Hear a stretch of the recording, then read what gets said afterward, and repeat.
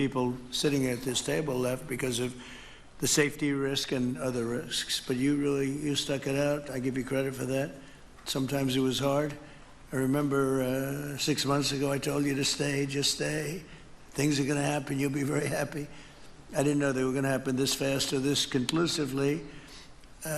One thing I think everyone has to know is that if we didn't do this, China or Russia would have done it. And if China or Russia were a next-door neighbor, because essentially this is not around the other parts of the world so far away where you fly in an airplane for 24 hours before you get there. This is sort of a next-door neighbor, if you think about it.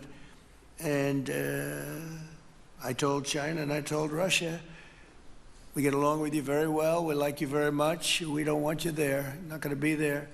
And if we didn't do this, China would have been there and Russia would have been there. Maybe they both would have been there together, but they're not going to be there now.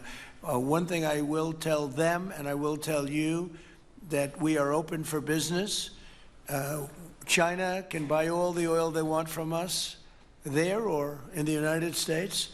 Russia can get all the oil they need from us, and they do like oil, even though they produce a lot of it. But China and Russia and everybody else is able to go, and we'll be open for business almost immediately.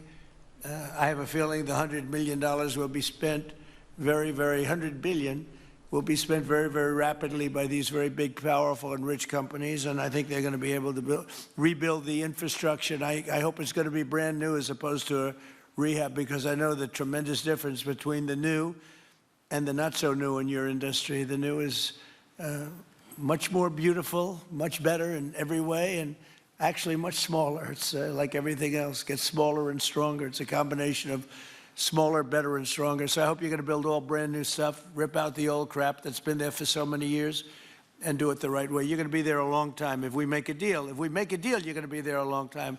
If we don't make a deal, you won't be there at all. It's, sort of interesting. But again, China and Russia would have been there if we didn't do this. And the other thing, people ask about the second wave. I don't think it's going to be necessary. We have an armada, a giant armada like nobody's ever seen in that part of the world. And it's stationed off the coast. And we are getting along so well with the people that are involved and representing Venezuela that I don't think we're going to have any, I don't think it's going to be necessary to do the second wave. We were planning on a second wave, but the first wave was so powerful and so good and so strong.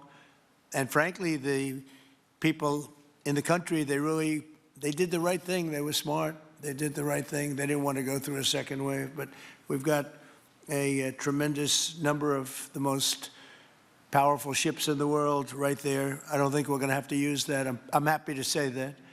I don't think we're going to have to use that at all. If I could